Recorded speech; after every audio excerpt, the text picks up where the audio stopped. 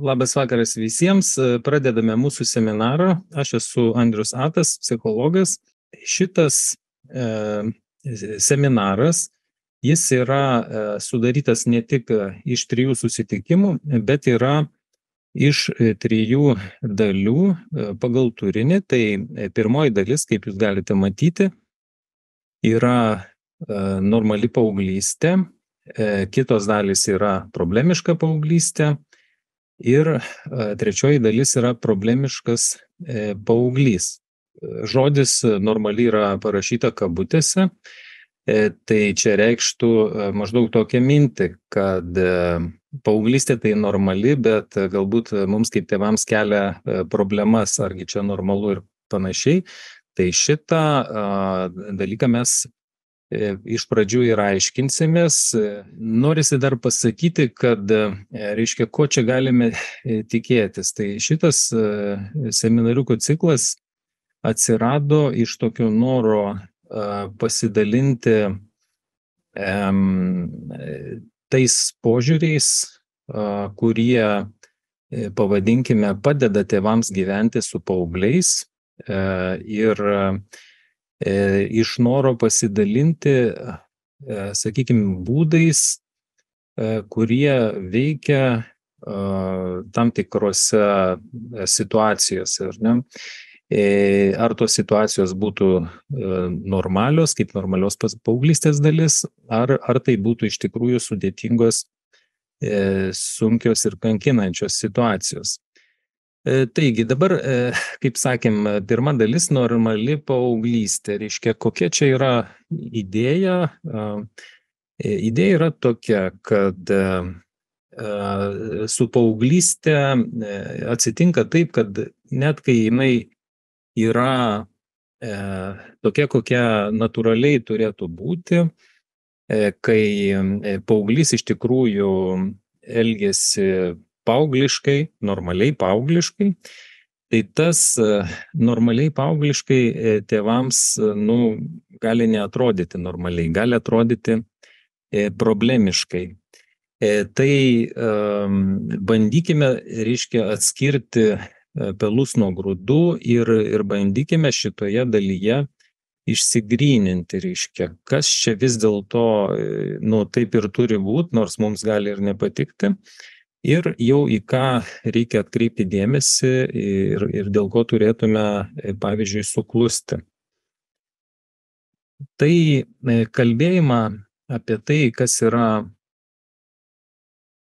normali paauglystė, pradėkime iš truputį toliau, reiškia, vaiko arba žmogaus raidos, reiškia, dinamikos tokio žvilgsnio. Tai čia mes matome, kad, reiškia, pavaizduota iš toj schemutėj, kur apskritime yra mama ir aš, tai mokslininkai, kaip teigia, ar ne, kad ką tik gimęs kūdikis, mažiukas, jisai neskiria savęs nuo mamos, nėra, kad štai, čia esu aš, o čia štai yra mama, jinai yra labai faina, smagi ir taip toliau, jinai mane maitina ir daro visus kitus gerus dalykus, o štai aš čia tuo džiaugiuosi. Čia štai bandau vaizdžiai kalbėti. Tai vaiko suvokime, kūdikio naujagimio suvokime to nėra. Reiškia, mokslininkai sako, kad vaikas, ką tik gimęs, reiškia, suvokia save ir mamą kaip vieną visumą. Toliau, kai vaikas auga ir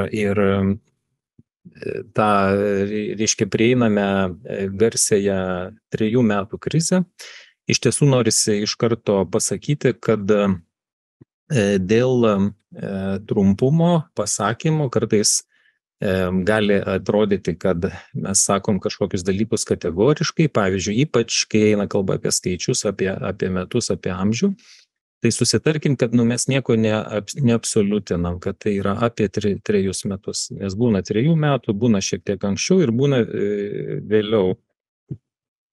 Tai nesitikėkim, kad Ta 3 metų krizė yra tik tai tada, reiškia, kai vaikui vakar suėjo 3 metai, o šiandien tik krizė prasidėjo, o realiai jisai jau su tuo erzino savo tėvelius jau kelis mėnesius, pavyzdžiui. Tai štai, dabar 3 metų krizė. Tai yra labai svarbus ir toks įdomus ir netgi tam tikrą prasme gražus etapas, nes kas įvyksta, kad vaiko sąmonėje pradeda atsiskyrinėti aš nuo mamos, kad štai aš esu kažkas kito nuo mamos, kad štai aš turiu kažkokią savo valią ir kad nuo mano tam tikrų veiksmų, pavyzdžiui, vienas iš ryškesnių yra priklauso tai, kaip keičiasi ar keičiasi tikrovė, pavadinkim. Pavyzdžiui, ten mama ryte rengia vaiką į darželį, apsimaukim batukus, vaikas ne. Imk savo mėgstamą žaislą. Ne. Ir tėvai ir stebisi, ar ne, kad kaip čia yra, kad kažkaip logikos trūksta, nelogiška, kad vaikas net piknaudžiauja lyg tai tuo savo ne, nes šiaip žaislais jis savo tą mėgsta, su juo nesiskiria. Bet ateina kažkoks momentas ir sako, ne, ir viskas. Tai šitas ne, jisai yra labai svarbus. Jisai padeda vaikui, šitam 3-mečiui mūsų kol kas aptariamam, padeda šitam mūsų 3-mečiui atsiskirti savo identitetą, savo tapatybę arba savo asmenybę nuo mamos. Ir čia schemelėje yra vaizdžiai parodyta, kad, reiškia, kaip matom, kad tas atsitraukimas, atsidalinimas mamos ir vaiko, jisai vyksta, čia yra pavaizduota, kaip ląstelės dalymasis iš biologijos, ar ne, kad tas ryšys tam siaurėja ir atsiskyrinėjant, reiškia, žaibas toks rodo, kad ten yra įtampa, kad tai yra diskomfortiškas augimo procesas. Tai šitas ne, arba toks, jeigu galėtume pavadinti tam tikrų protestų, tai tas protestas, tas ne, jisai padeda asmenybei individualizuotis arba atsiskirti nuo mamos ir vis labiau tapti tokiu atskiru aš.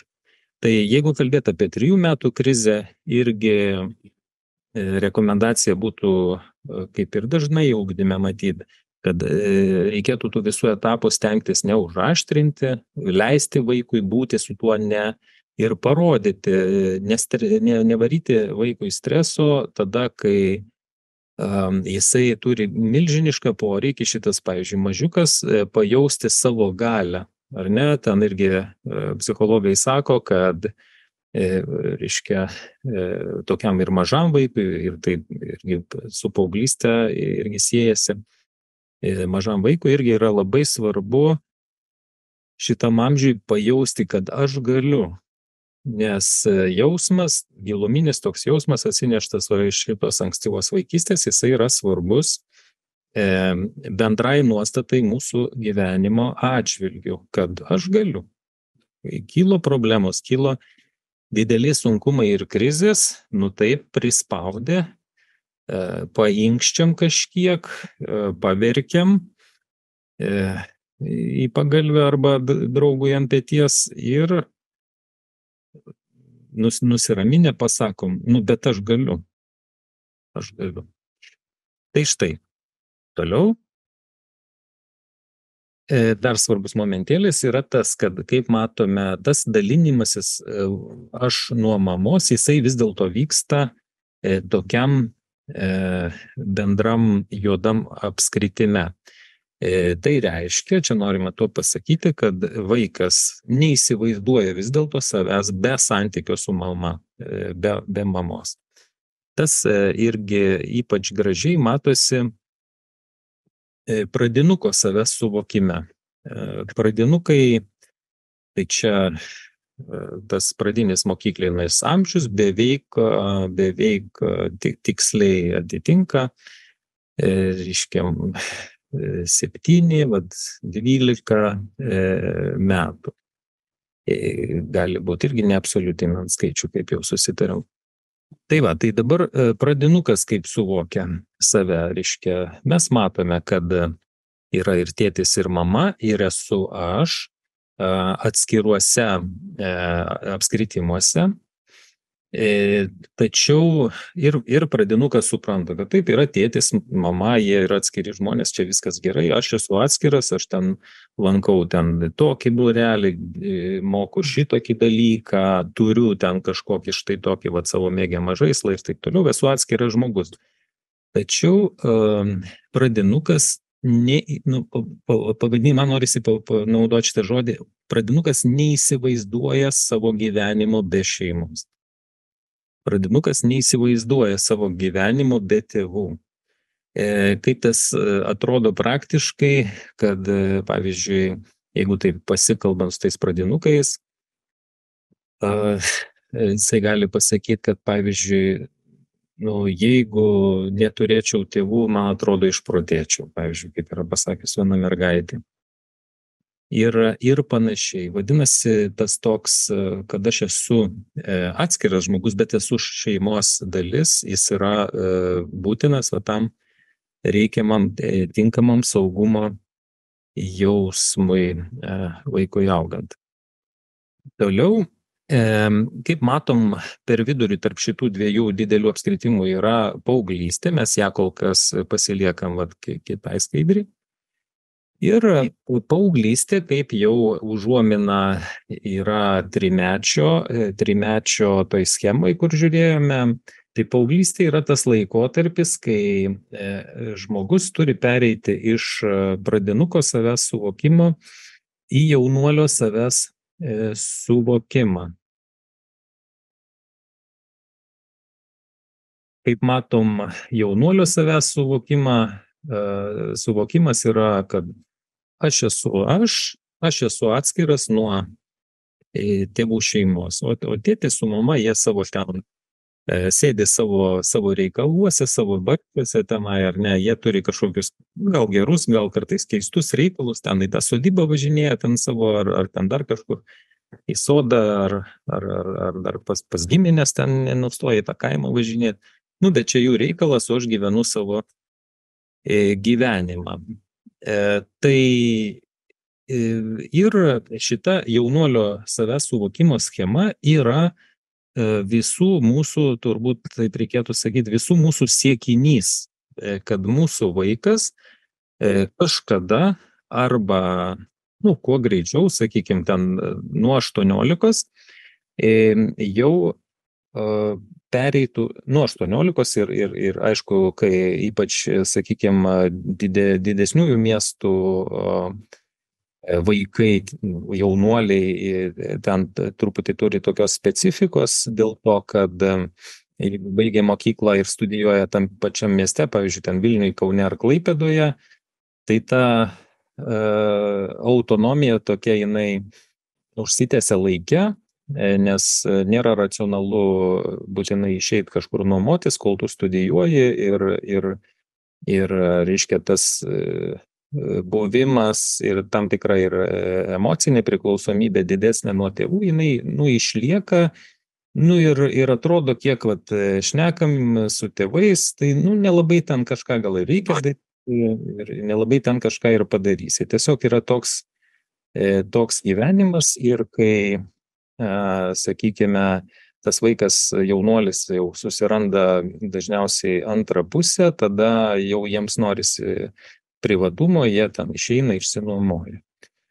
Tai štai paauglystės, kaip sakom, reikalingumas ir yra pereiti iš vaiko į suaugusį žmogų.